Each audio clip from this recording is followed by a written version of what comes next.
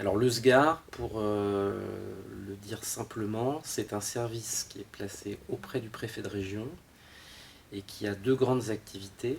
La première, c'est d'être comme le cabinet d'un ministre pour le préfet, c'est-à-dire préparer ses réunions, suivre les projets structurants. Et puis il y a une deuxième partie dont j'ai la charge, qui est d'assurer le fonctionnement des services et la modernisation des services de l'État. Le point de départ, c'est, je dirais, l'ambition du gouvernement de transformation de l'action publique, qui vise à avoir des politiques publiques plus efficaces, plus adaptées aux attentes des citoyens, moins chères le cas échéant. Et donc tout ça, ça suppose de revoir nos politiques publiques, d'adapter nos organisations. Donc ça, c'est l'enjeu stratégique qui est porté par le gouvernement.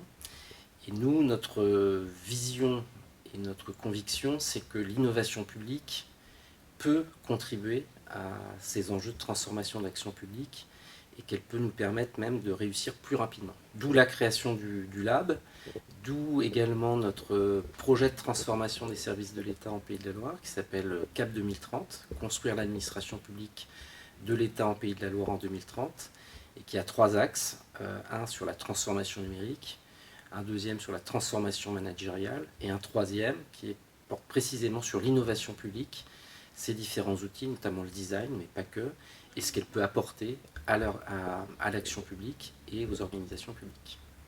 Le lab, c'est le creuset finalement de notre ambition et de nos projets de transformation de l'action publique en Pays de la Loire.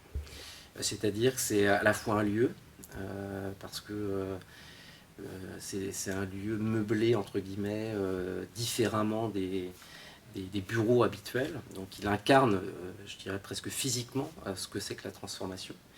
Et puis c'est aussi une équipe, c'est-à-dire une équipe pluridisciplinaire, des agents publics, designers, mais pas que, qui sont une ressource pour appuyer les projets des services. C'est un bon exemple de ce qu'on veut faire.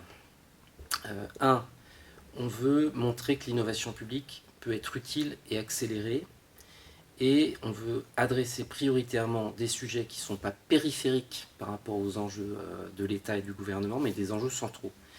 Et les dettes, la création des dettes, c'était une réforme emblématique portée par le gouvernement en matière d'organisation administrative de l'État local.